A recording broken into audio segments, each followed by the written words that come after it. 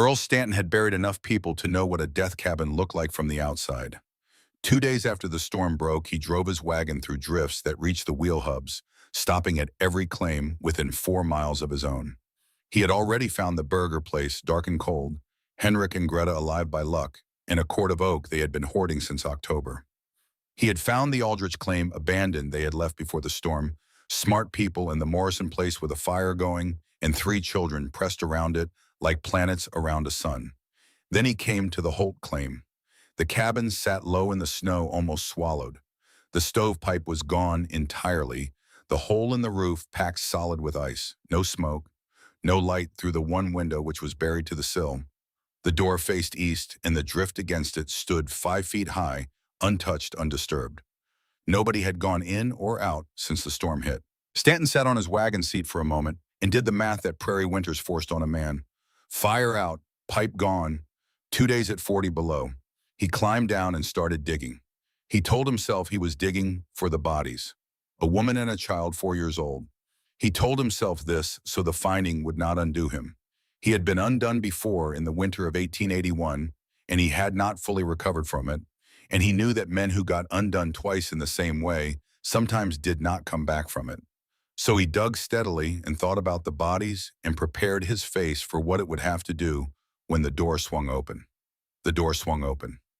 Agnes Holt stood in the gap, a shawl around her shoulders, her hair loose, her eyes sharp and clear. She looked at him with a particular expression of someone who had been waiting and was mildly irritated by how long the waiting had taken.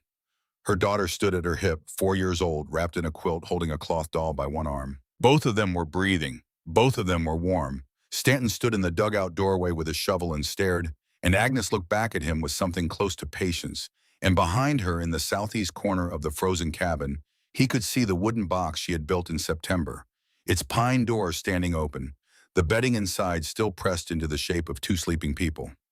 He would think about that moment for the rest of his life. Want the relief of it, though relief came later. What he would think about was the specific quality of her expression, the way she looked at him, as though she were the one who had been waiting to find out if he had survived. 5 months earlier, Agnes Holt had never spent a night on the open Dakota plain.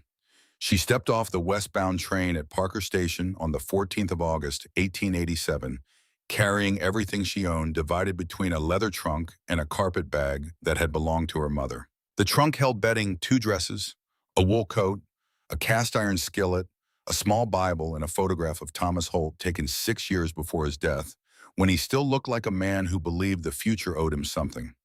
The carpet bag held what remained of their savings, $9.40 in coin, and a letter Thomas had written from Dakota Territory in the autumn of 1886, 8 months before the fever took him. Clara, 4 years old, clutched her mother's hand and said nothing. She had learned on the 3-day train ride from Chicago that asking questions got her no useful answers, and that her mother's silence was not anger, but something harder to name, the silence of a person doing arithmetic in their head that never quite balanced. Parker Station was a platform and a building and a grain elevator, and not much else. The platform held one other person, a man loading sacks onto a freight wagon, who did not look up when the train stopped or when it left. The station agent had a desk and a lamp, and the air of someone who had given the same directions too many times to feel anything about giving them again. Agnes asked about the Holt claim. He pointed east without standing up. 3 miles that direction, follow the wagon ruts until you see a shanty with a caved-in fence. That's the one your husband filed on. He paused, looked at her more carefully. You're the widow. Agnes said she was. Thought so, he said. Your husband never lived out there. Filed the papers in spring, went back to Chicago to fetch you. Fever got him before he could. He shrugged with his shoulders and his face at the same time. Claim's yours if you want it. 6 months to establish residence or it reverts. County recorder's got the paperwork. Agnes asked how much a ticket back to Chicago cost. $11, he said. She picked up the carpet bag. Clara picked up her doll. They walked east. The walk took 2 hours in the August heat. Clara managed the first mile on her own feet and then reached up without asking, and Agnes lifted her and carried her on one hip for the last mile with the carpet bag over the opposite shoulder and the trunk left at the station to be collected later. The prairie stretched in every direction without feature or interruption. No trees, no hills, nothing to catch the eye or break the wind that moved through the gardens in long, slow waves from the northwest. Agnes had grown up in southern Illinois in a county where you could always see a tree or a roof or a church steeple, where the land had enough variation to give a person something to orient toward. Here the sky was the dominant thing. It pressed down from every direction at once, and the grass bent under it, and a person walking through it felt not free but exposed, like something that had wandered into the open and had not yet understood its situation. The shanty appeared on the horizon as a dark smudge and resolved slowly into what it was, a box of rough-cut boards and tar paper 12 feet by 14 feet, listing slightly to the south, as if it had decided that direction long ago and could not be talked out of it. The fence the station agent had mentioned was not caved in so much as it had ceased to exist in any organized way. The posts were there, four of them, but the wire between them had gone slack and lay in the grass like something that had given up. Behind the cabin, stacked against the north wall, was a pile of wood. Agnes set Clara down and walked to the pile and counted. Half a cord, maybe less. Scrap pieces different lengths left by whoever had walked away from this place before Thomas Holt filed his papers on it. She pushed open the cabin door. The interior was dim and smelled of old dust and something animal that had nested there and departed. The floor was packed, earth hard underfoot. One window glass intact, but filmed with grime, so thick the light came through it, brown rather than clear. A cast-iron cook stove in the northeast corner, its pipe rising through a tin collar in the roof in 3 sections, each section joined to the next with loops of baling wire, where the metal had corroded and the fit had loosened. Agnes crossed to the stove and put her hand on the pipe. It moved, not the small movement of something slightly loose, the movement of something that was staying in place through habit and wire and nothing else. She applied light pressure to the middle joint. It shifted half an inch and settled back. She looked at the walls. The boards had been cut to fit and nailed in place, and that was the whole of it. Between the boards and places, she could see light, not the filtered light of a gap, but actual daylight coming through cleanly, the way daylight comes through a space wide enough to insert a finger. The wind outside was mild. It found those gaps without effort, without even the sound of effort, and moved through the cabin interior as though the walls were decorative rather than structural. Clara stood in the doorway holding her doll. "Mama, I'm hungry."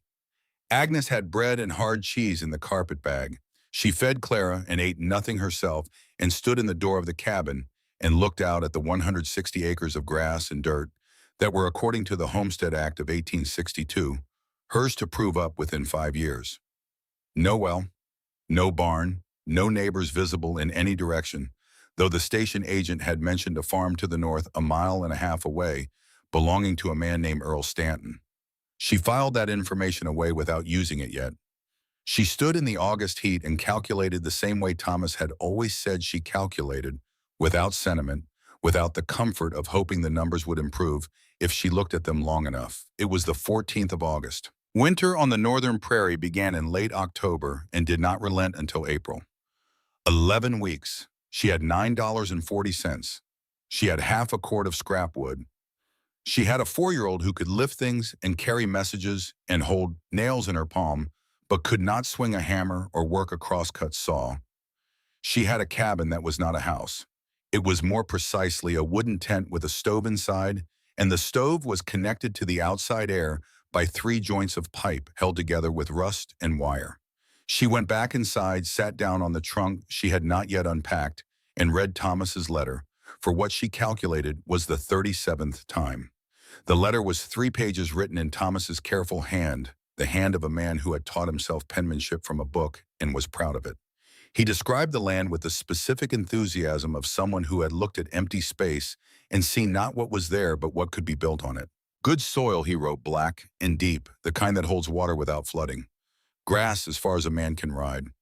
Room for Clara to grow up without walls pressing in on her.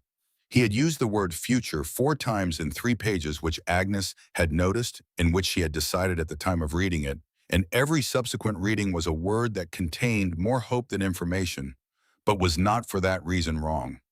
Thomas was not a man who had been wrong about the important things.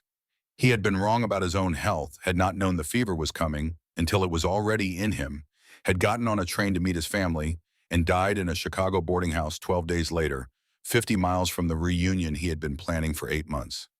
But the land was real. The black soil was real. The 160 acres were real, and they were in Agnes Holt's name now, and they would be Clara's if Agnes could manage the 11 weeks until the county recorder checked off the residency requirement. She folded the letter and put it back in the carpet bag. Then she unpacked the trunk. Earl Stanton arrived on the 17th of August, 3 days after Agnes reached the claim. He came on a gray mare alone, and he tied the horse to one of the surviving fence posts with the ease of a man who had dismounted at this particular property before, though Agnes had no way of knowing whether that was true. He was in his mid-50s, with a face that had been shaped by weather more than genetics, the skin pulled tight over the bones, the eyes habitually narrowed, the hands on the reins large and deliberate. He did not smile when he introduced himself. He did not offer pleasantries. He walked past Agnes into the cabin without asking, and she followed him inside, because it was her cabin and she intended to know what he was doing in it. Clara was asleep in the corner on a folded quilt, the cloth doll tucked under one arm. Stanton looked at her for a moment and then looked away, and the looking away was not disinterest but something more careful. He put his hand on the stovepipe and felt it move. He pressed his palm flat against a gap in the west wall and held it there, feeling the air push through from outside. He walked to the woodpile and stood there for a moment, with his lips moving slightly, the way a man counts silently when the number he's arriving at is not going to be useful. He turned back to Agnes. "You're Thomas Holt's widow." "I am. Thomas Holt was a fool to file on this claim and a bigger fool to leave you holding it." His voice was flat and uninflected, the voice of a man delivering a measurement rather than an opinion. "This is not a house. This is a coffin waiting for the lid." Agnes said nothing. "You need 15 cords of wood minimum to get through a Dakota winter. 20 is safer. That pile behind your cabin is half a cord of scrap. The nearest timber is Big Sioux Bottoms, 18 miles east. You have no wagon, no team. Even with both, a woman alone cannot cut and haul 15 cords while keeping a child." He gestured at the stovepipe. "That pipe won't last one hard blow. First real wind takes it down, and then you've got a fire in your lap or no fire at all. I can repair it." "With what more wire?" Stanton looked at Clara again, still sleeping, the doll pressed against her cheek. When he spoke again, his voice was the same flat factual without the softness that might have made what he said easier to hear or easier to dismiss. "I lost my first wife in the winter of '81, 2 of my children with her." He said it the way you say a thing you have said many times and have stopped expecting to feel differently about. "The fuel ran out. We couldn't reach town. I sat in that cabin and watched them freeze because I didn't have enough wood, and I hadn't planned for what happened when the wood ran out." He looked at Agnes directly. "I know what it takes to survive out here. You don't have it. Then what should I do? Sell the claim, take what you can get, 15 barrel, 20 if you find a buyer who wants the land more than the sense God gave him. Go back to Chicago before the snow flies." He looked at Clara. "That child deserves better than dying in a board shack because her mother was too proud to quit." Agnes felt the words land, the way physical things land, not emotionally exactly, but with weight and location, the way a stone lands on a surface and stays there. She wanted to argue. She had the argument available to her, had been assembling its parts since she stepped off the train, that she had no money for the ticket back, that Thomas had believed in the land, that Clara deserved the future her father had written about in careful penmanship, 3 pages long. But the argument that mattered was not available to her, because the argument that mattered would have to include numbers that supported her position, and the numbers did not support her position. Stanton had just given her all the numbers, and they were his, not hers. "When the real cold comes," Stanton said, moving toward the door, "that child will freeze in her bed, and you will watch it happen. That's not a threat. That's what will happen if you stay. I'm telling you because nobody told me, and I spent a long time wishing somebody had." He walked out. Agnes heard him untie the horse and mount and ride north without looking back. She stood in the doorway and watched the space where he had been until it was just grass and sky again. Inside, the stovepipe shifted in the small wind that moved through the cabin walls, a soft metallic sound, almost gentle, like something trying not to wake the child. She went inside and started making dinner. The idea came 3 weeks later, in the first cold dark of September, at 2 in the morning, with Clara pressed against her side, and the temperature having dropped enough in the night that Agnes could see her breath in the moonlight coming through the window. She had been lying awake for an hour already, doing the same arithmetic she did every sleepless night: cord of wood against days of winter, against dollars in the carpetbag, against the distance to the timber, and the cost of hiring a wagon she couldn't afford. The arithmetic never balanced. She had come to understand that the arithmetic was never going to balance, that she was in a situation where the correct answer to the problem as stated did not exist, and that what she was really trying to figure out was not how to solve the problem as stated, but how to change the problem into one that had a solution. The cold was coming through the walls in the specific way that frightened her most, not as a draft which had a direction and a source, but as a general seeping, a lowering of the temperature in the whole room at once, as if the cold were not entering the cabin, but rather the cabin were being submerged in it slowly. The stove had been burning through the evening. She had let it go low at midnight to save wood. The cabin had been warm enough at midnight. It was not warm enough now, and she had not burned more wood, and that was the problem she had been refusing to fully look at, that even with wood, even with the stove burning, the cabin was losing heat faster than the fire could make it. The room was too big. That was the fact she had been circling. 12 by 14 feet was not in absolute terms a large room, but at 40 below, with air leaking through every gap in the boards, 12 by 14 feet was too much space to keep warm with what she had. She thought about Thomas's letter. Room for Clara to grow up without walls pressing in. She had always loved that image. She had pictured it as a kind of spaciousness, the open prairie, the big sky, the absence of the cramped and crowded tenement blocks of Chicago where they had spent the last 4 years. But lying in the dark with her breath visible and Clara shivering against her, she thought about it differently. Walls pressing in was not always a threat. Sometimes walls pressing in was the point. And then without planning it, without searching for it, she remembered her grandmother's house.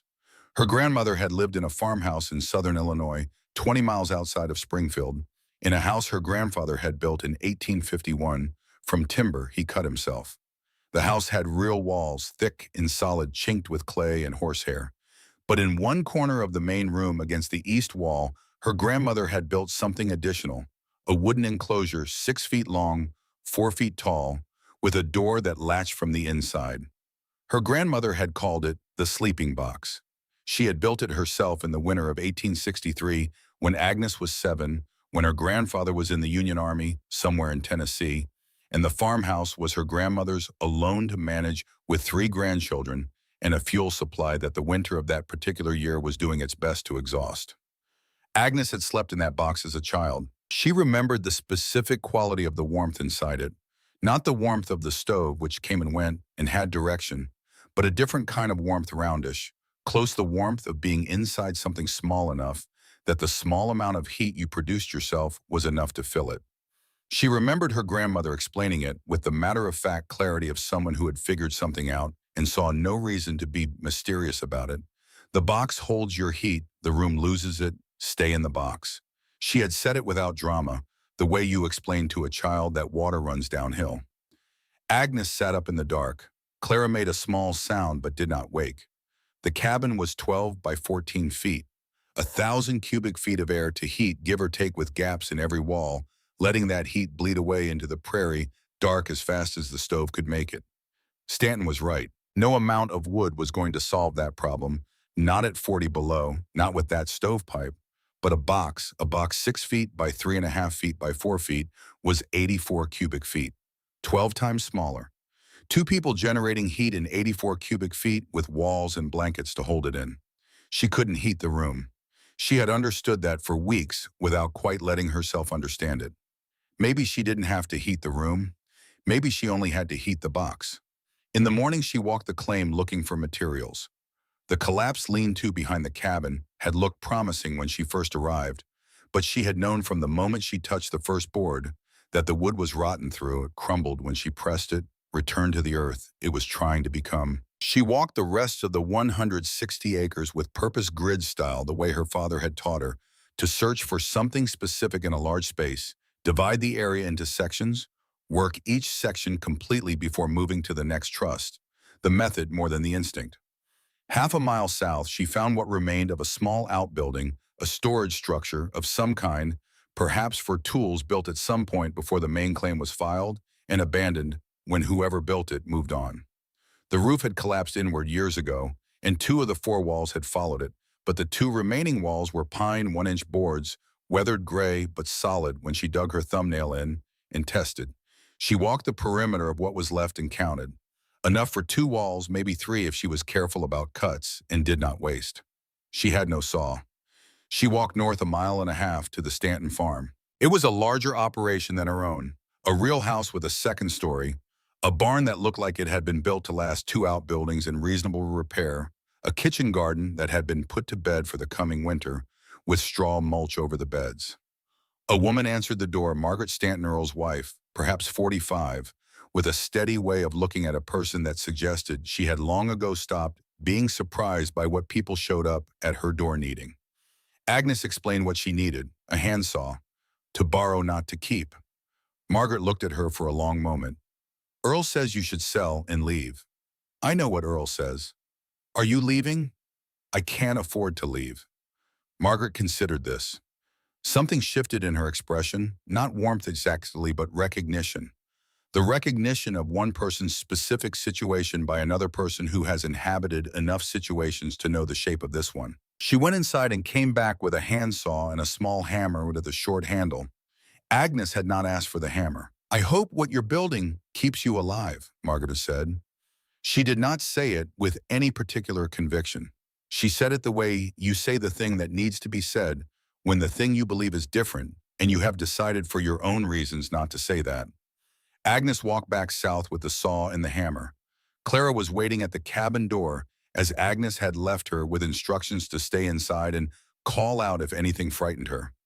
Nothing had frightened her. She was sitting in the grass outside the door anyway, her doll in her lap, watching a grasshopper on a stem. The sawing took 2 full days. Agnes was not a carpenter and had never claimed to be.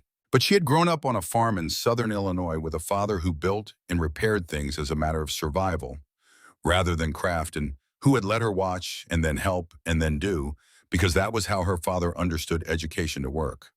She knew how to set a saw at the right angle and let the weight of the blade do part of the work. She knew that forcing a cut made it crooked and wasted the effort. She knew to mark her lines with a nail and a straight edge before she started so that the measuring was done before the doing, and the doing could be deliberate. Her hands blistered inside the first hour. The blisters broke by the end of the first afternoon. She wrapped them in strips torn from an old petticoat and kept cutting. Clara brought her water twice and sat beside her in the grass and watched, and once fell asleep in the afternoon sun with her head on Agnes's thigh, and Agnes kept cutting without shifting her position. At the end of the second day, she had boards. Enough boards for the 2 new walls she needed. She carried them back to the cabin in 3 trips over the course of the next morning, each trip requiring her to navigate a half-mile of uneven grass with her arms full and her hands wrapped in cloth that was stiffening with dried blood. She chose the southeast corner of the cabin for the box, the corner farthest from the door where 2 existing walls would serve as the back and one side of the structure.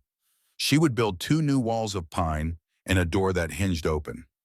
The design was simple because it had to be. Every joint was a decision made without precedent. Every angle was her best estimate. But she had her grandmother's dimensions in her memory as precisely as if she had written them down: 6 feet long, 3.5 feet wide, 4 feet high.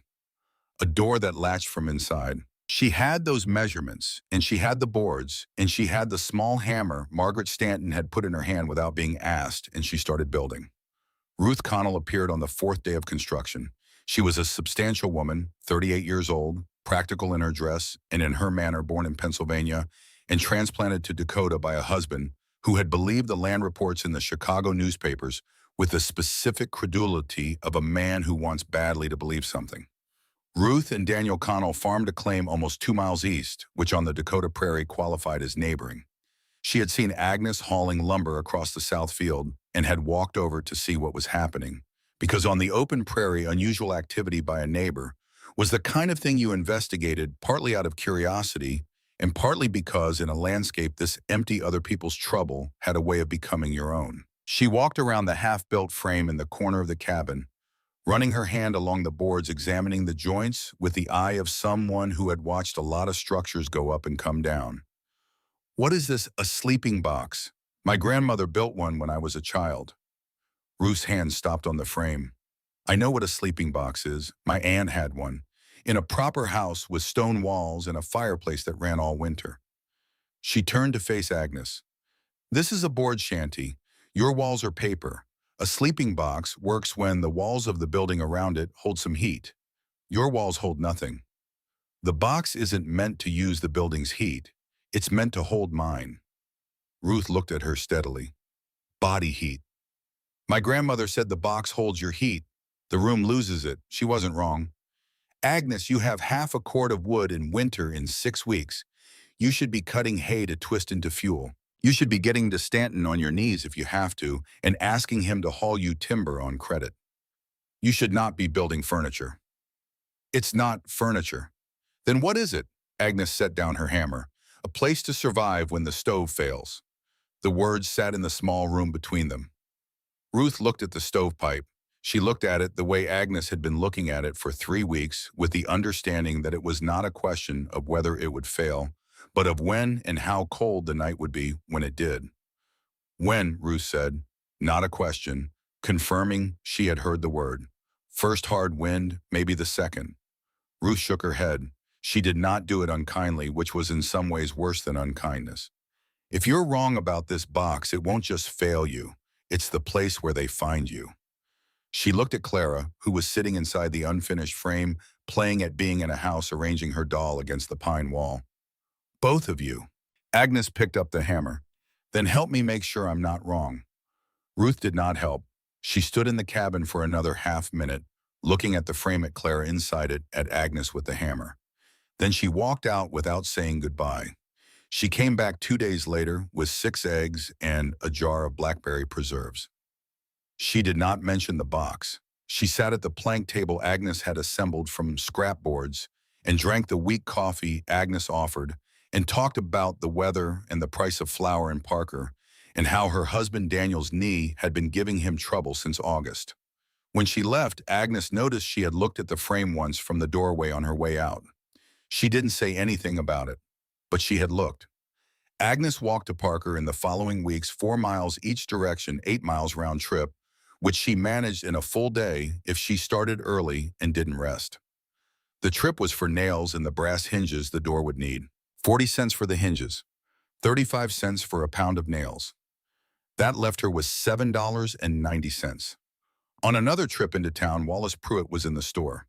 She had seen Pruitt once before on the road back from her first Parker trip when he had reined his horse and looked down at her and Clara from the height of a man who owned 800 acres and 3 grown sons and had built all of it without asking anyone's permission. He had offered her $20 for the claim, 20, not the 15 she had heard he'd started with, and she had refused, and he had ridden on without visible anger, which had been in its way more unsettling than anger would have been. He was standing at the counter when she came in talking to the storekeeper about the price of winter wheat. He let the conversation trail off when he noticed her in the way that men with a certain kind of confidence let conversations trail off, not because the conversation isn't worth continuing, but because their attention has moved and they expect the room to follow it. Still building out there, he said it to the room rather than to her, which was its own specific technique. Rode past your claim yesterday, saw the lumber. He addressed the 2 farmers examining seed packets near the window as much as he addressed Agnes. A sleeping box, like something you'd build for a child. He turned to the storekeeper. That stovepipe of hers is hanging by threads. Anybody who's ridden past has seen it. I'm not saying anything I haven't said before. That claim will be empty by February. She can build whatever she likes in that shanty. When the pipe goes, she'll find out what the cold means.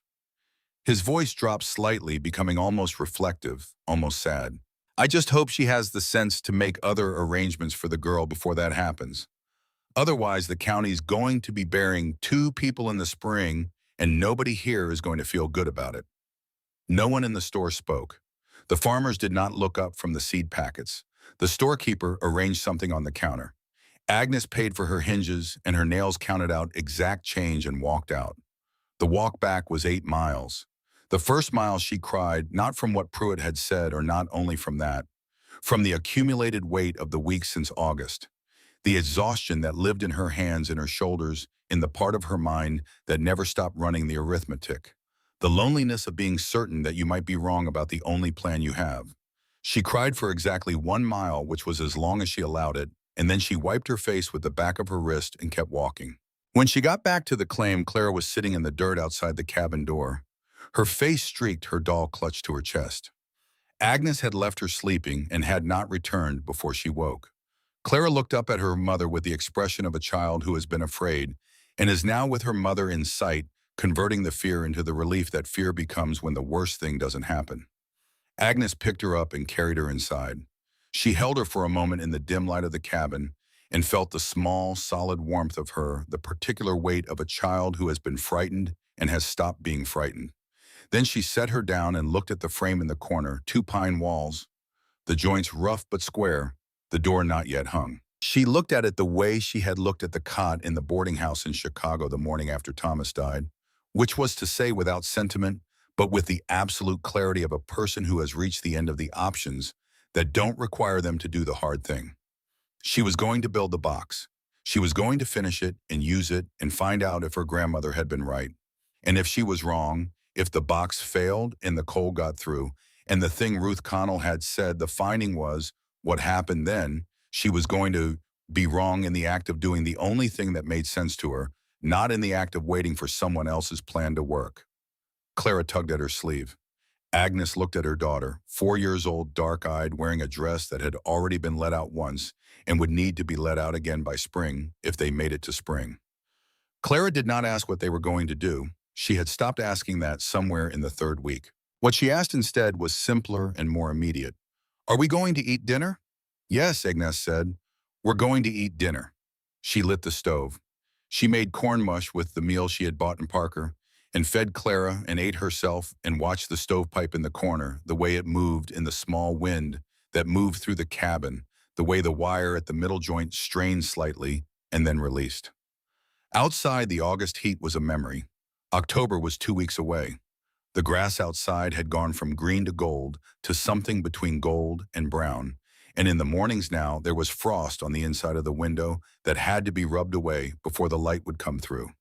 She washed the dishes and put Clara to bed and sat in the one chair the cabin provided and read Thomas's letter one more time. Room for Clara to grow up without walls pressing in. She looked at the unfinished frame in the corner, at the space inside it that was barely enough for 2 bodies, that was walls pressing in from every direction. He had not been wrong. He had just been talking about a different kind of wall. October arrived the way a verdict arrives, not as a surprise exactly, but with the particular weight of something that had been decided long before you were ready for it.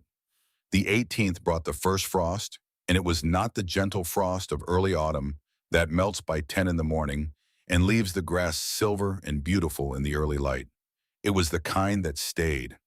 Agnes found it on the inside of the window when she woke, a thin film of white on the lower pane, and when she pressed her fingertip to it, the cold bit back, immediately a clean, sharp bite that told her the temperature had dropped well below freezing in the night and had not come back up by morning. The water bucket beside the stove had a skin of ice across the top, thin enough to break with a knuckle, but solid, definite of fact.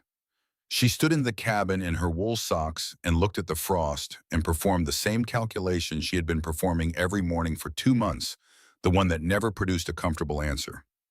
Wood behind the cabin, she had been cutting and splitting what she could find, adding to the original pile with fallen timber she dragged from a dry creek bed 3/4 of a mile south, and the pile now stood at roughly 1.25 cords, which was to say, roughly 13 cords short of what Stanton had told her she needed.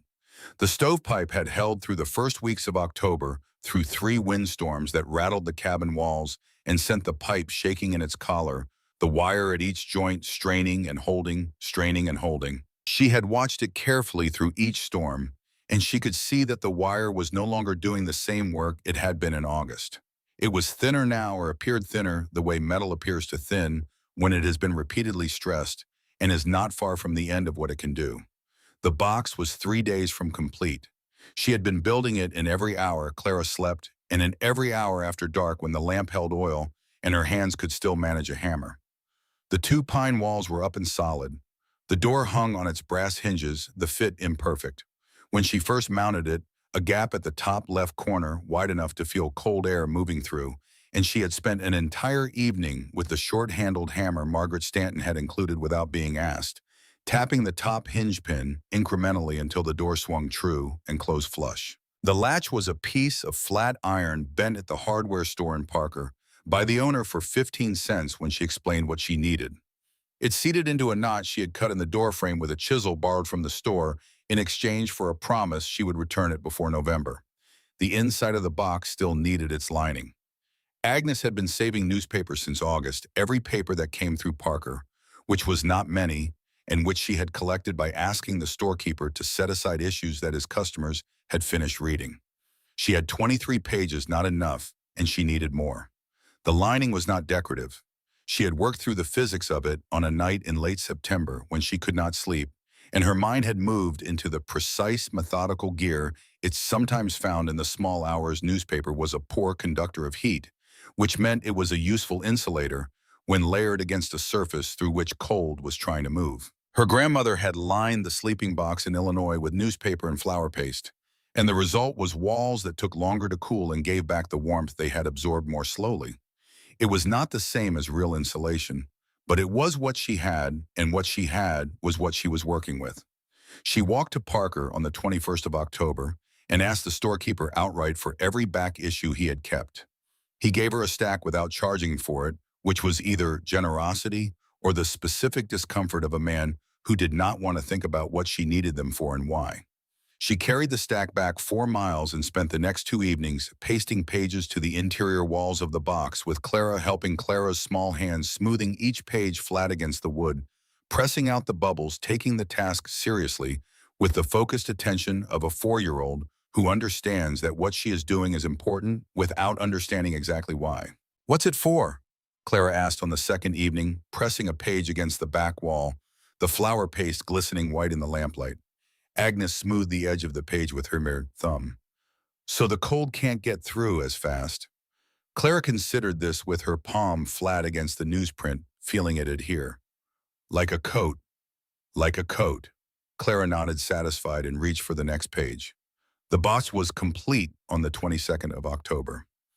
Agnes stood back and looked at it in the lamplight. 6 feet by 3.5 feet by 4 feet, 2 walls of pine, and 2 walls of the original cabin, the interior lined with newspaper and paste, a door that closed and latched from inside. The straw tick mattress from her trunk lay on the floor he saw it, covered with the feather tick that had been her mother's and then hers, the quilts and wool blankets folded on top of it. She had concentrated everything she had into that space, every blanket, every quilt. Every piece of warm bedding that had made the journey from Chicago now lived in 84 cubic feet of pine and newsprint in the southeast corner of a 12 by 14-foot shanty on the Dakota plain. She climbed in with Clara that first night, without ceremony, pulled the door shut behind them, latched it, and lay in the complete dark. The air inside the box was cold, the same cold as the cabin, which was not warm. Clara's small back was against her front, both of them still in their day clothes, with wool socks buried under 2 quilts and the wool blankets. Agnes lay still and waited and listened to the particular silence of a space that is not doing anything yet. 20 minutes later, she put her hand against the pine wall beside her. The wood was cool, but it was not the biting, radiating cold of the cabin air. It was the neutral cool of a surface that was neither adding cold nor losing heat rapidly, a surface that was in the careful vocabulary of her grandmother's lesson, holding something rather than releasing it. The box was working, not dramatically, not with any sensations she could have described to a skeptic, but working in the way that fundamental things work, quietly and without announcement, in the same manner that water finds level and gravity holds bodies to the earth. Their heat was not escaping. The small volume around them was warming. Clara's breathing had slowed from the shallow, quick breath of a cold child to the deeper rhythm of a child who is no longer spending energy fighting the temperature. Agnes lay awake for another hour, not from fear, but from something adjacent to astonishment. The particular astonishment of a person who has bet everything on a proposition and has just seen the first evidence that the proposition is sound. She did not allow herself to be certain. One good night was data, not proof, but it was data she had not had the night before, and she held it carefully. The 29th of October came in with a wind that had been building since noon. Agnes was in the yard twisting hay into fuel bundles, the technique she had learned from a pamphlet she'd found folded inside one of the donated newspapers, a method the homesteading guides recommended for settlers who could not afford enough wood, which was to say most of them. You twisted prairie hay tightly as tight as your hands could manage until it became dense enough to burn slowly rather than flaring and dying in minutes. It was slow work and hard on the hands, which were already in poor condition. The palms calloused in new places, the skin at every knuckle cracked and slow to heal in the dry autumn air. But a bundle of twisted hay burned for 20 minutes, and 20 minutes was 20 minutes. She heard the sound before she felt the wind shift, a metallic complaint from the direction of the cabin. High and sharp, the sound of metal moving against metal in a way it was not meant to move. She was on her feet before she finished identifying it. The stovepipe. She had known for 3 weeks it was coming, and she had spent those 3 weeks hoping it would wait. It had not waited. She pushed through the cabin door. Smoke was pouring down from the roof collar where the upper section had separated, not the middle joint as she had expected, but the topmost joint where the pipe met the collar, a gap she had been watching with less attention because she had been more worried about the middle. The fire was still alive in the stove, drawing air through the separation and throwing sparks up into the space between the detached pipe end and the tar paper collar. Tar paper was what the roof was made of. Tar paper was, in the presence of sparks, a straightforward catastrophe. Agnes pushed Clara out the door. "Stand at the fence post. Don't move." Clara went without question. Agnes went back in. She could not see clearly. The smoke was filling the upper half of the cabin from the ceiling down, and her eyes were streaming within seconds of the door closing behind her. She worked from memory and from the position of her feet, 3 steps to the stove, the water bucket to the left of the stove, the smaller bucket of snow she had started keeping inside the north wall for exactly this kind of emergency.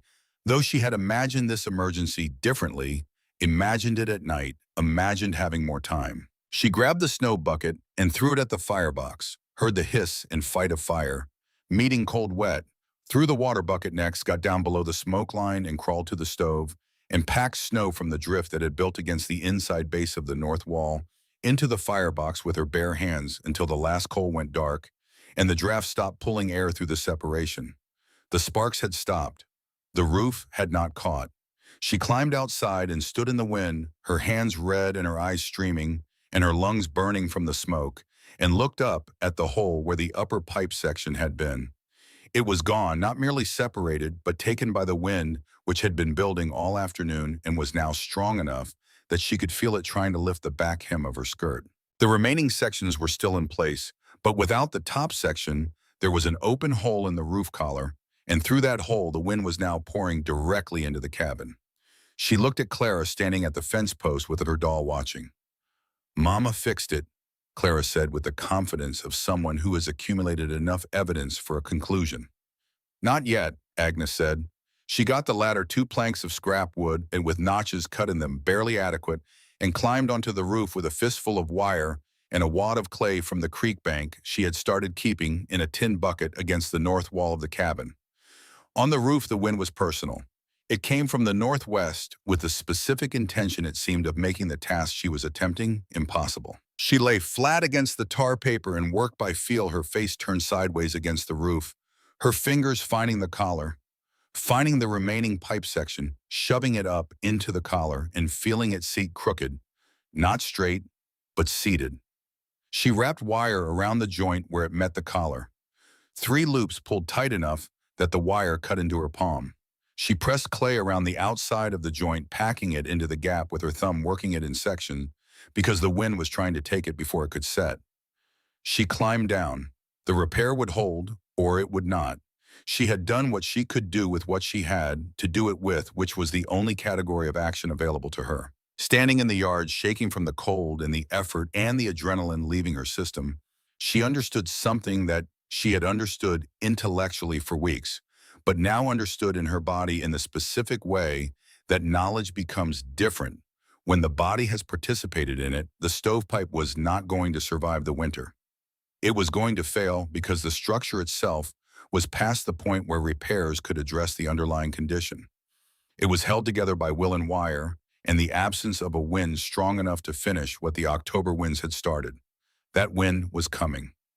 Every person she had spoken to since August had told her that January and February were different from what had come before, that what had come before was the opening act, that the main thing was still ahead.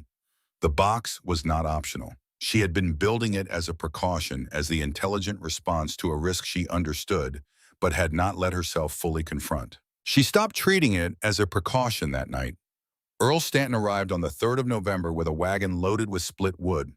He pulled up to the cabin without advance notice, tied the horse to the fence post that had not yet fallen, and began unloading without introduction or explanation. Agnes came outside and watched him work for a moment before speaking. "I can't pay for that. I got 2 laying hens."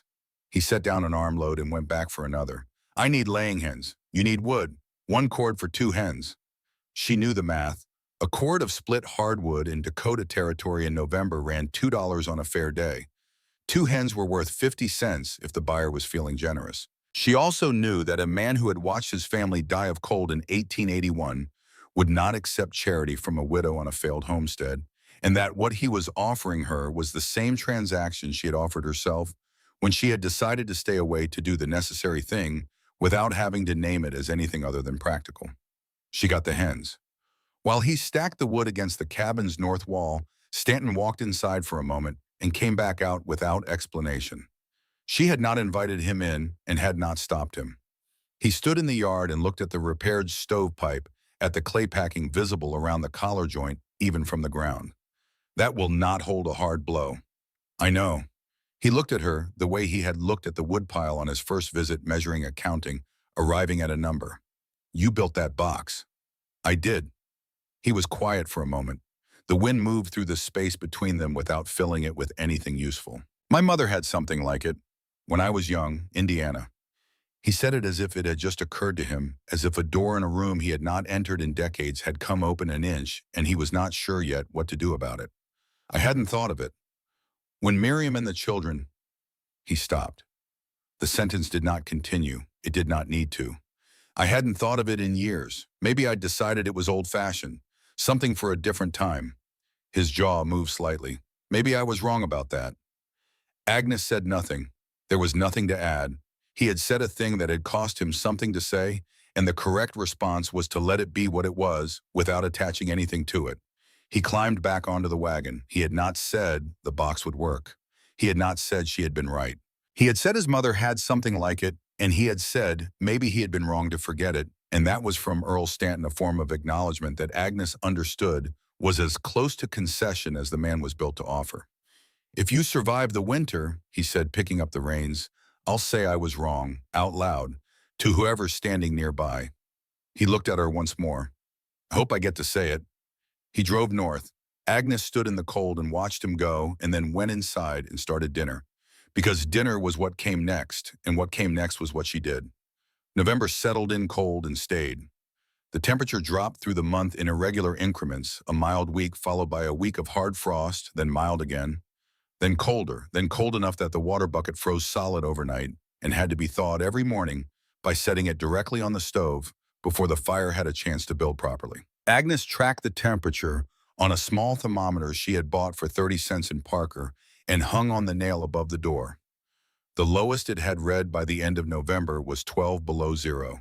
She noted it and kept working. She and Clara slept in the box every night.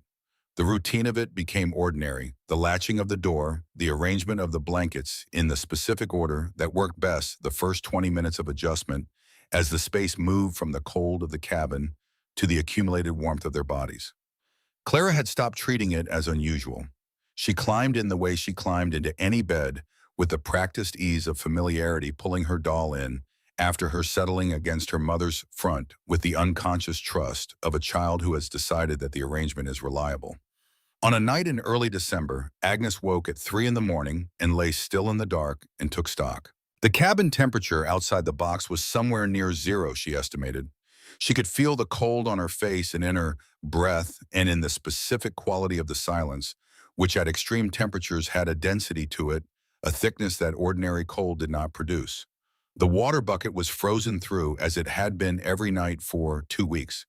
Inside the box, inside the blankets, inside the accumulated warmth of 2 people in 84 cubic feet of enclosed space. She was warm. Not comfortable in the way of a heated room, not warm the way a summer afternoon is warm. Warm in the specific way of something that is generating exactly enough heat to sustain itself.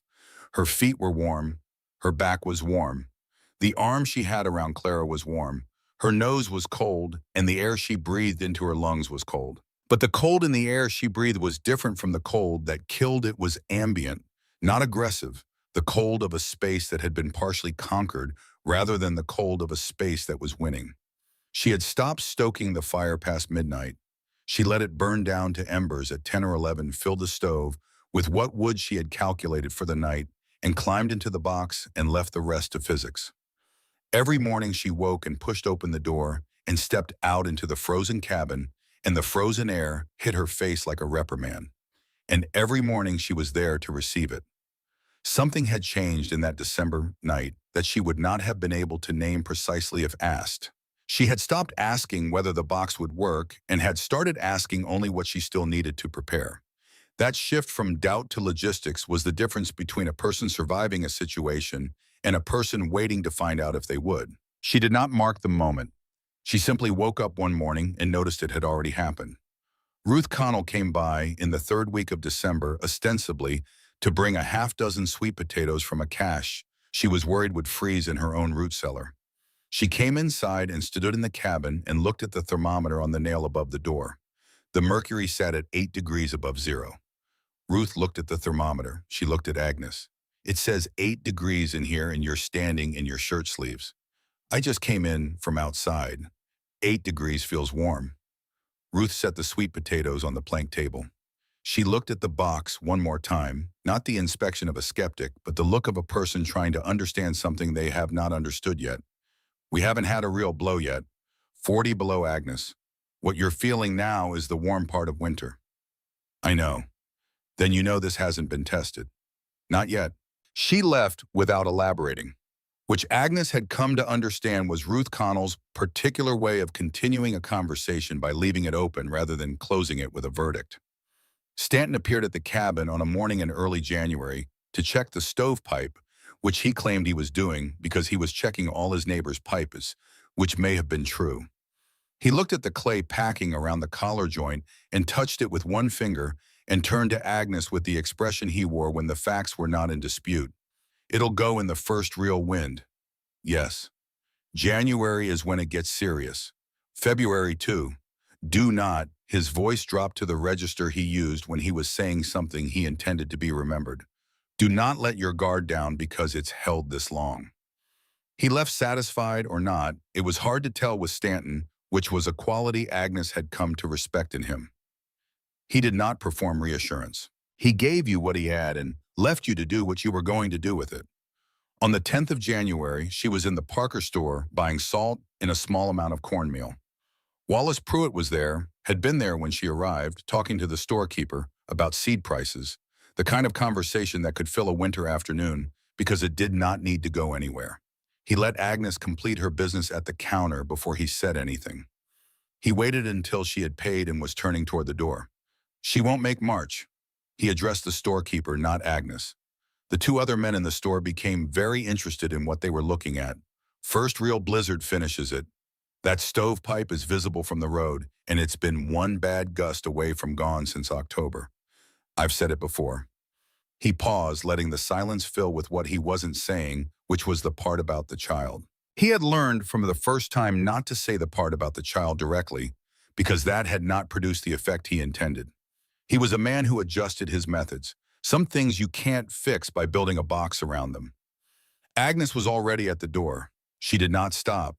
She did not turn around. The cold outside hit her face and she walked south and did not think about Pruitt for the remainder of the 4-mile walk because she had more pressing things to occupy the space in her mind where she might have put him. The 11th of January arrived warm. Not Illinois in October warm, not anything that would register as warm in any other context, but warm for Dakota in January above freezing by mid-morning, the packed snow on the cabin roof beginning to drip from the south eave. The air had that quality she had noticed once before in early November, before a 3-day cold snap, the soft quality, the quality of an exhale. She was outside when she noticed it, and she noticed that the feeling it produced in her was not relief but alertness. She walked to the stovepipe and examined the collar joint. Two of the three joints in the pipe were loose.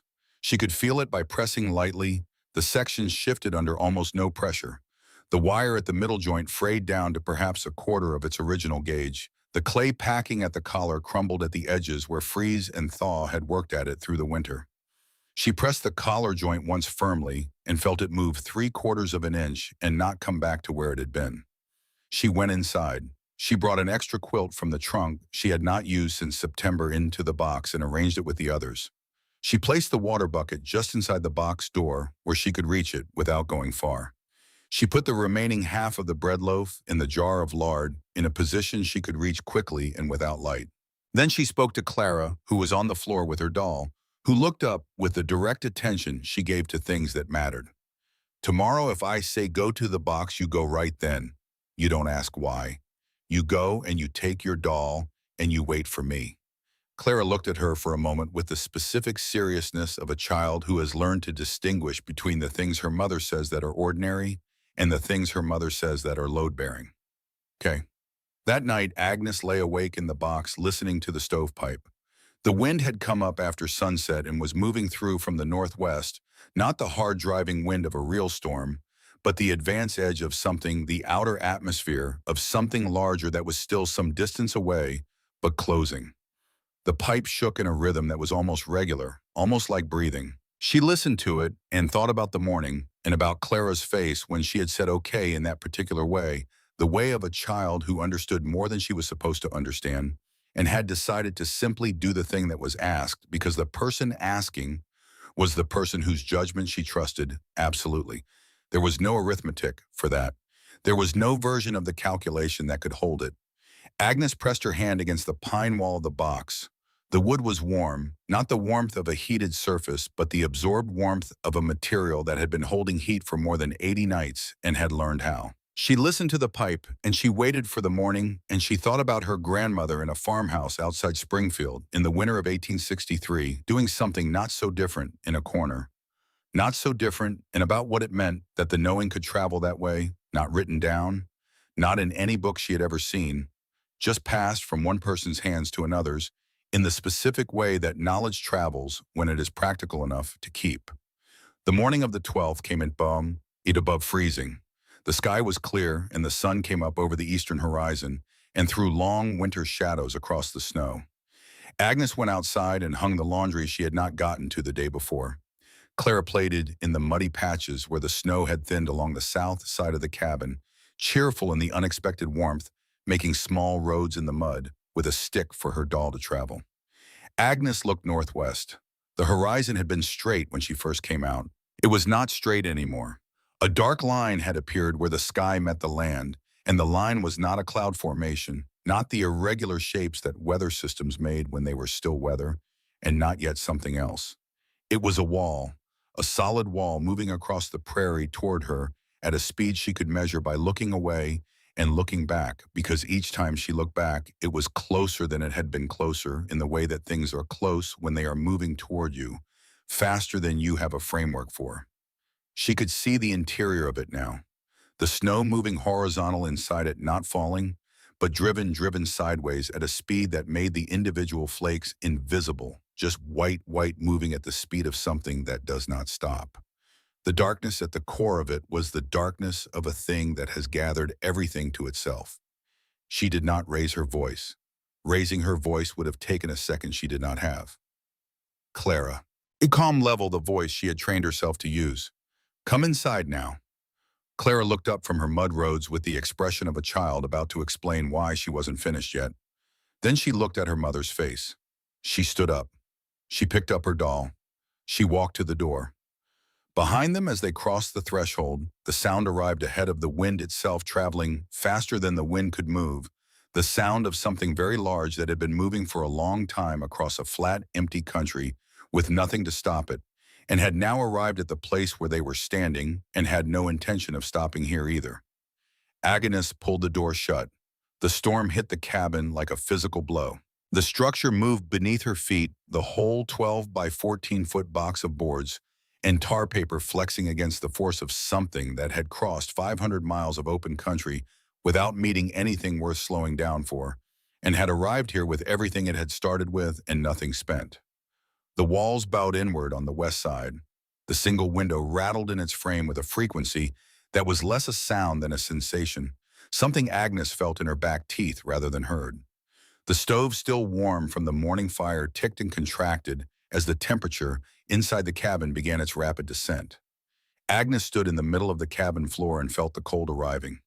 Not arriving the way a presence arrives, filling the space rather than moving through it. The wind found the gaps between the boards and poured through them, cold air under pressure pooling at the floor, the way cold air pools when there is nowhere lower for it to go. She could feel it against her ankles through her wool socks. The temperature was dropping fast enough to measure by the minute. She looked at the stovepipe. The collar joint had been moving 3/4 of an inch under light pressure the day before. Under what was hitting the cabin now, it was moving continuously, shaking in its collar. With each gust, the remaining wire at the middle joint vibrating in a register just below what the ear could fully process. She watched it the way you watch a thing you have been watching for months finally become the thing you knew it was going to become. The joint at the collar pulled, settled, pulled further, settled less completely. She had perhaps 2 minutes, perhaps less. Clara, the same voice she had used in the yard, the level voice that carried information without carrying panic, because panic in a 4-year-old produced paralysis, and she needed the opposite of paralysis. Go to the box now, take your doll, latch the door and wait for me. Clara was already moving before the sentence was complete.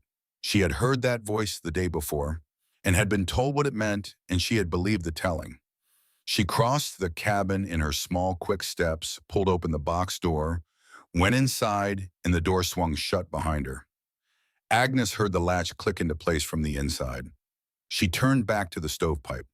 The fire was still burning. It had been burning since 7 that morning.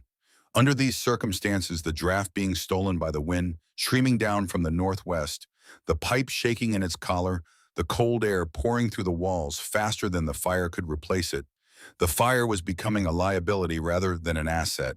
If the pipe separated while the fire was burning at full draw, sparks would exit the top of the stove directly into the cabin.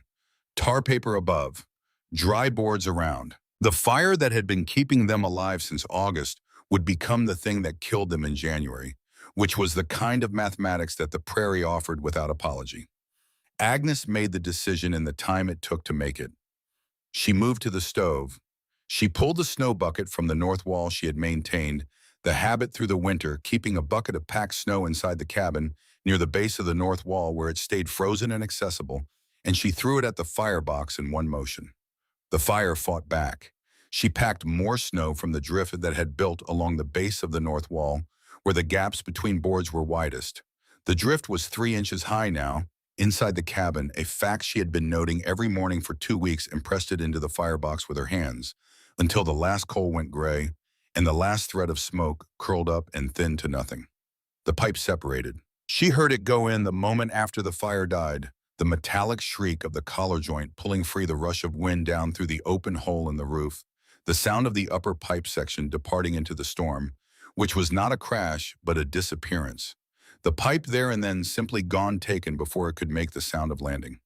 Wind poured through the hole in the roof and hit the dead stove and billowed it out into the cabin in both directions. The temperature dropped another 10 degrees in what felt like seconds.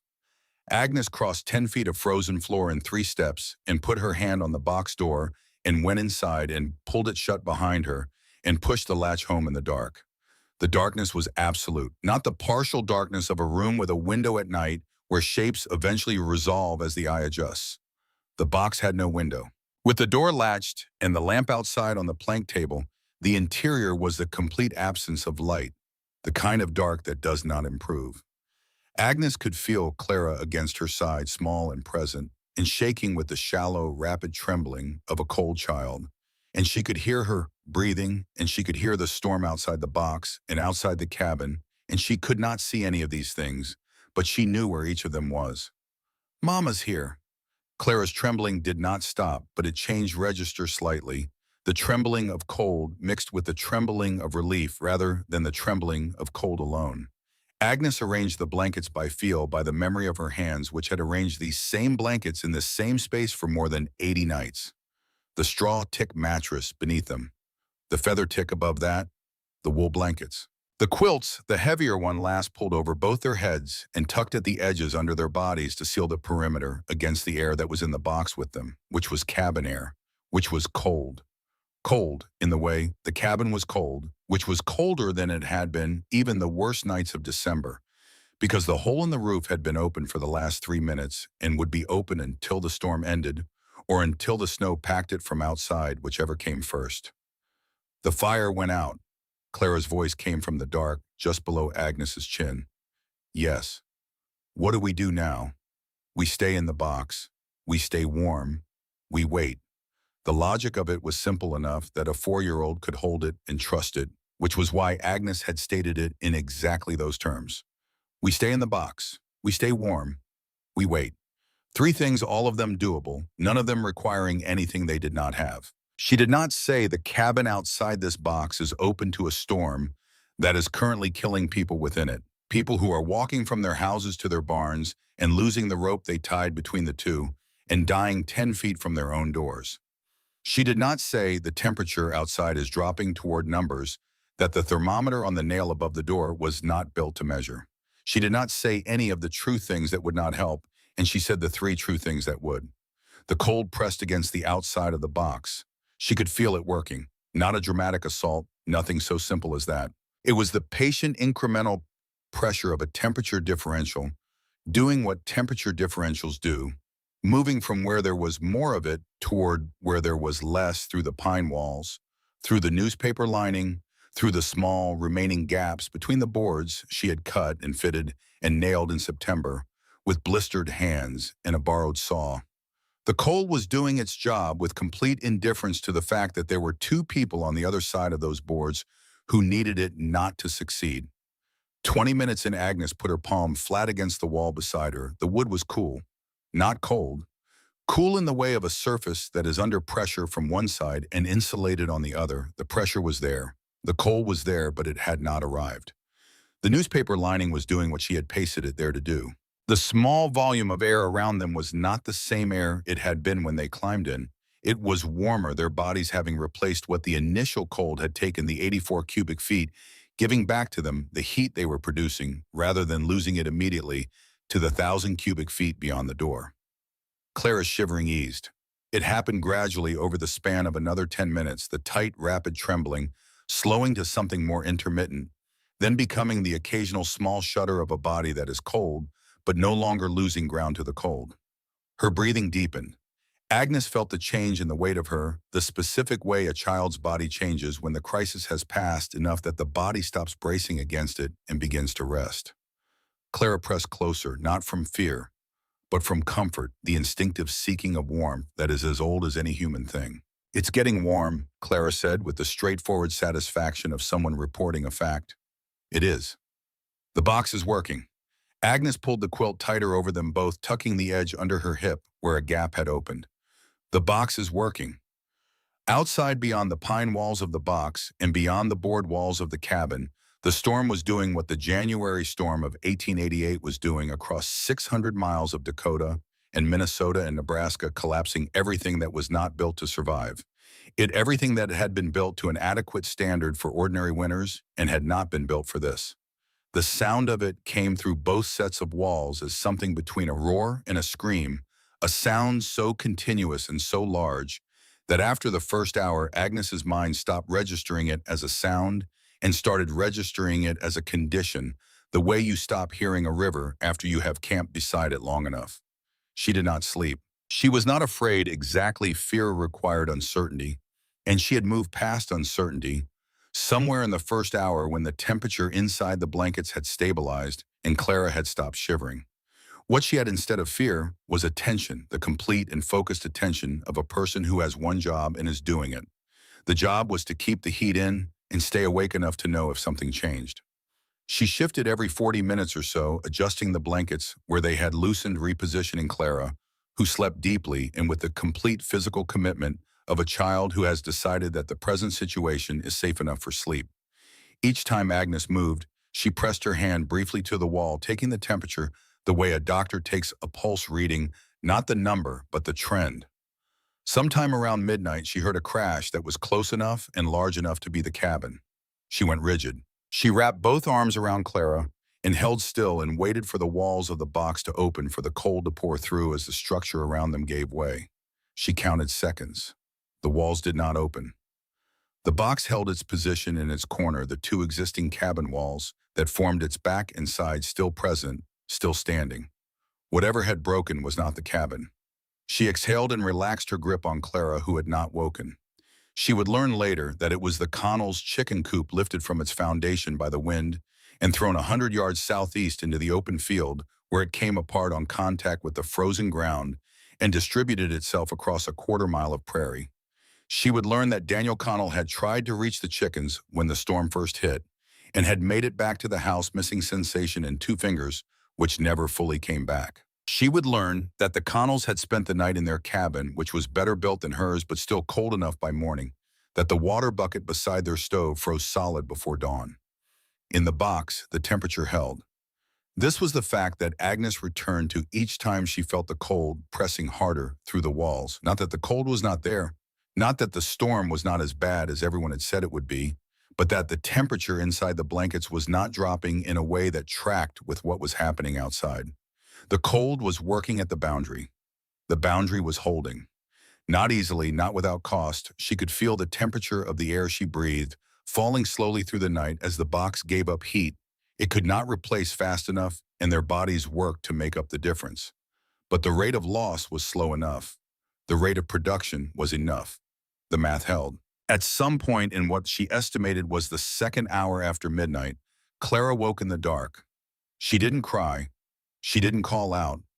She said in the quiet, factual voice of a child who has just returned from sleep to wakefulness and is taking stock. "Mama, are we dying?" 1 second, 2 seconds. The storm screaming outside the box, holding the heat present in the blankets between them. Indisputable, immeasurable by any hand pressed to any surface in any direction. "No, we're in the box." Clara was quiet for a moment. Then, "Okay," and she went back to sleep. Agnes lay in the dark and held her daughter and waited for the morning. And the morning came the way mornings come after the worst nights, not dramatically, not with any announcement, but as a gradual reduction in what the dark was doing, a lightning that was not light yet, but was the beginning of the direction light came from. She heard the wind diminish in stages over the span of an hour, the roar losing its top register, the constant pressure against the walls easing, the sound returning to something that could be classified as wind rather than force. By the time she judged it to be fully light outside, the storm had not stopped, but had moved on, had spent what it had to spend here, and continued east toward Minnesota, toward Wisconsin, toward all the places that did not yet know what was coming. She pushed back the quilts and reached for the box door. The latch was cold against her fingers, not the cold of something slightly chilled, but the cold of metal that has spent 18 hours adjacent to air, that had been working hard to reach temperatures well below what the thermometer on the nail could record. She pressed it, and the door swung open, and the air hit her face with the specific brutality of extreme cold meeting. Warm skin, a shock that was almost tactile, almost a pressure rather than a temperature. She stepped out into the cabin. The frost was on everything. The walls, the floor, the stove, the plank table, the chair, the shelf with the tin cup and the cracked plate. The nail heads on the west wall were white.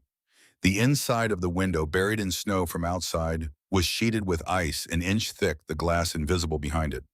Her breath came out in a cloud so thick it hung in the air for a full second before dispersing. She crossed to the thermometer and looked at it and saw what she had expected to see, the mercury at the base of the scale below the lowest printed number, which was 30 below zero. She looked at the stovepipe hole in the roof, packed solid with snow. The cabin had been open to the sky for 18 hours, which meant the cabin had been for all practical purposes outside. There was a drift against the north wall and inside the cabin that had not been there 2 days ago. The door was blocked from outside. She could tell by the resistance when she pushed it and by the light that came through the gap at the top, a 6-inch gap, the rest solid with packed snow. She was not getting out that way without help. She went back to the box and climbed in and pulled the door shut. They stayed in the box through the first day, leaving only in short intervals, Agnes alone, 15 or 20 seconds at a time to accomplish what needed to be accomplished and return before the cold could follow her back. She chipped ice from the water bucket with the latch handle and let it melt against her palm for drinking water. She retrieved the bread and lard from the shelf she had staged them on in her last act of preparation 2 days ago. Each excursion into the cabin was a lesson in what the temperature would have done to them. Without the box, her fingers went numb in under 30 seconds, the cold in her lungs with each breath producing a sensation that was less like breathing cold air and more like breathing something with edges to it.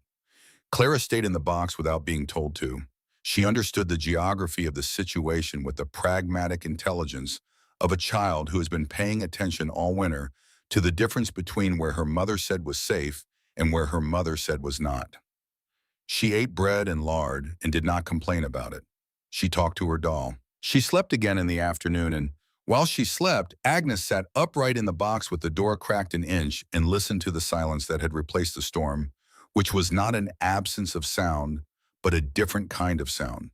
The crystalline silence of extreme cold, the silence of a world that has been simplified to its essential components. The second day passed the same way. Agnes heard voices outside in the afternoon. Distant shouted words, the creak in protest of a wagon moving through deep snow. She tried to call out through the buried window, but her voice, hoarsened from the smoke of 2 days ago, did not carry through the snow-packed walls. She heard the sounds move away and could not tell if they had stopped at her claim or past it. She would learn later that they had stopped. That Stanton had spent 2 days working outward from his own farm in a systematic pattern, checking every claim he knew within 4 miles, and that hers had been on his route, but that the snow had blocked the door and the window, and the sound she had made had not reached him on that first pass, and he had moved on and come back. On the afternoon of the second day, someone began digging at the door.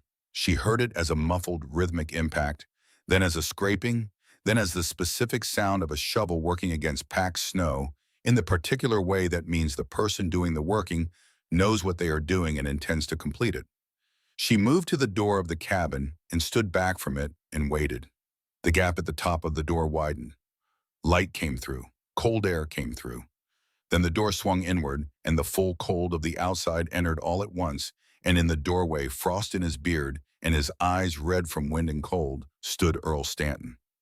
He looked at her. She was standing in the middle of the cabin in her dress and shawl, her breath a cloud, her hair loose, her hands wrapped in the cloth she had been wearing on them since the fire went out. Behind her, the dead stove, the frost on every surface, the thermometer at its lowest mark, the drift inside along the north wall, the hole in the roof where the stovepipe had been packed with snow, the lamp on the table with no oil left in it. He took all of it in without moving in the way of a man who has been trained by experience to read a scene before he enters it. He looked at the stove. He looked at the thermometer. He looked at the pipe hole in the roof. He looked at the box in the corner, the door standing open, the quilts inside still holding the compressed shape of 2 people who had been sleeping in them until recently. He walked to the box. He put his hand flat against the pine wall the way he had put his hand against the wall on the 3rd of November when he brought the cord of wood. He held it there for 3 seconds. He pulled it back and looked at it and looked at Agnes. It's warm. Body heat. She kept her voice level. She had not spoken to another adult in 2 days, and her voice sounded strange to her, rougher than she remembered it being. 2 people in a small space. The walls hold what the bodies make. He looked at the box for a long time. Not the skeptic's examination he had given it in November, the measuring look of a man assessing a claim he doubted. Something different.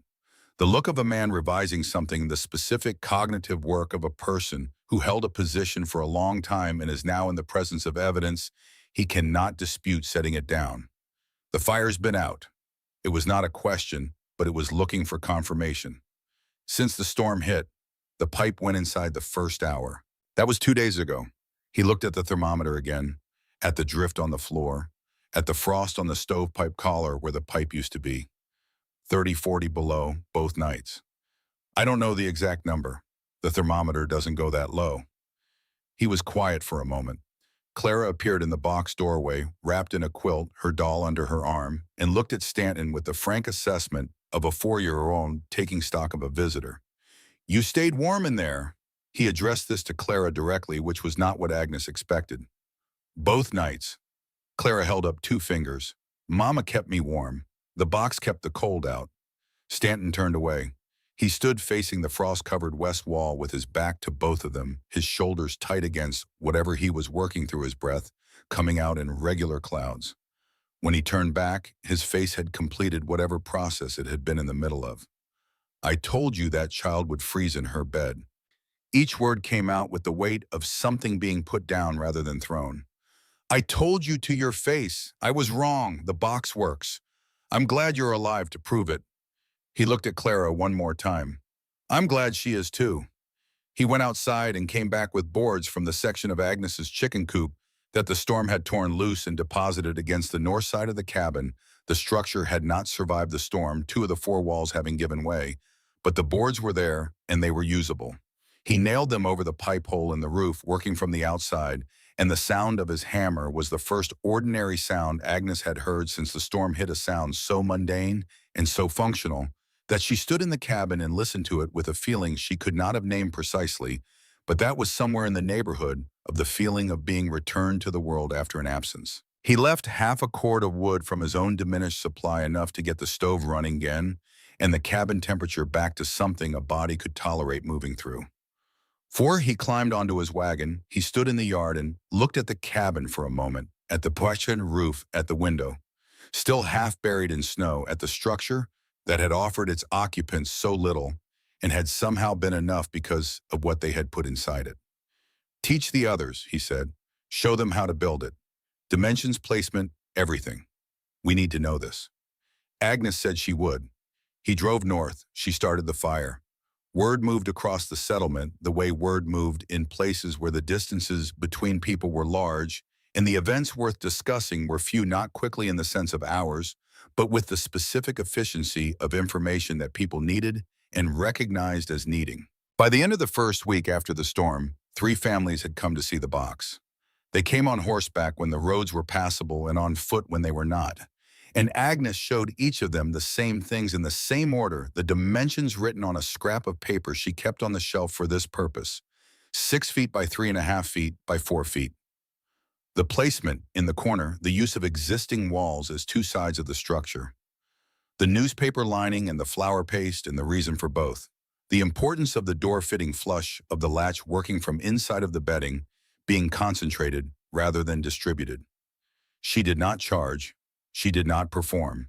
She showed them what she had built and explained what it had done on the night of January 12th and let them make their own determinations. Earl Stanton told the story of finding them at every gathering of settlers where the winter of 1888 came up, which was every gathering of settlers for the next 20 years, because the winter of 1888 was the kind of event that reshapes a community's understanding of what it means to be where they were.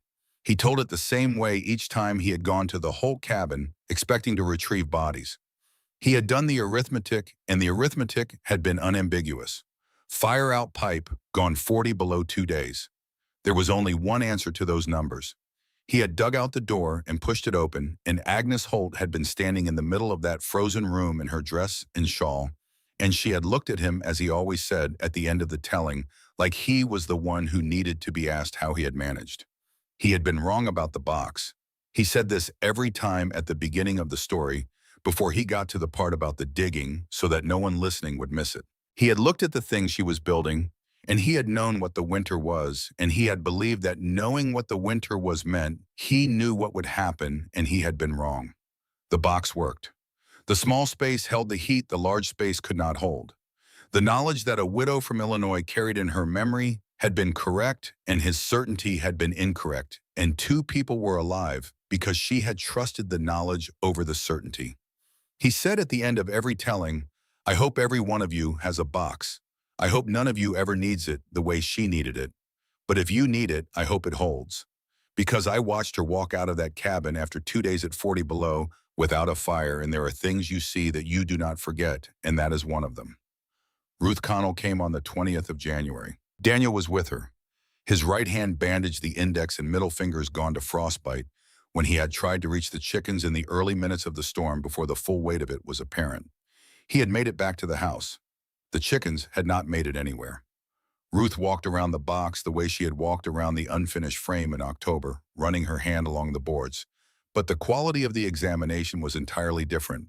Not the inspection of a skeptic looking for the flaw in the argument, but the investigation of someone who intends to build one and is determining how. I told you this was gambling your daughter's life on something you remembered from childhood. Ruth's voice was even without the self-punishment that confession sometimes carries, and without the false brightness of someone trying to minimize what they said. I was wrong. The memory was right. You were right. I was wrong. She looked at Daniel. I want one. Before February is done, I'm not spending another night in a winter like that one without a box to go to if the fire goes. Daniel was already measuring with the length of string he had thought to bring the bandaged hand managing the string with the careful compensation of someone learning a new range of motion. By February, the Connells had a box in their cabin. By the end of February, 2 other families in the settlement had built them one using Ruth as the instructor, rather than Agnes, the method already propagating, without Agnes needing to be the point of origin for each iteration. By the following winter, the number had doubled. The dimensions varied slightly. A family with 4 children built theirs longer 6.5 feet. A family with a very small cabin modified the height to 3.5 feet to accommodate the lower ceiling, but the principle remained intact across every variation. Small space, existing walls where possible, door that latched from inside, everything warm you owned concentrated. Wallace Pruitt did not visit. Agnes saw him at the Parker store in late February when she came in for salt and dry beans, and their eyes met across the length of the room, and he turned back to his conversation with the storekeeper without acknowledgement. She had heard by then what the storm had cost him: 2 horses, good breeding stock, spooked out of the barn in the first hour and dead in the field by morning. The loss was larger in dollar terms than anything she had on her whole claim. She stood at the counter and waited for the storekeeper to fill her order and thought about what that information meant to her, and the answer she arrived at was nothing useful.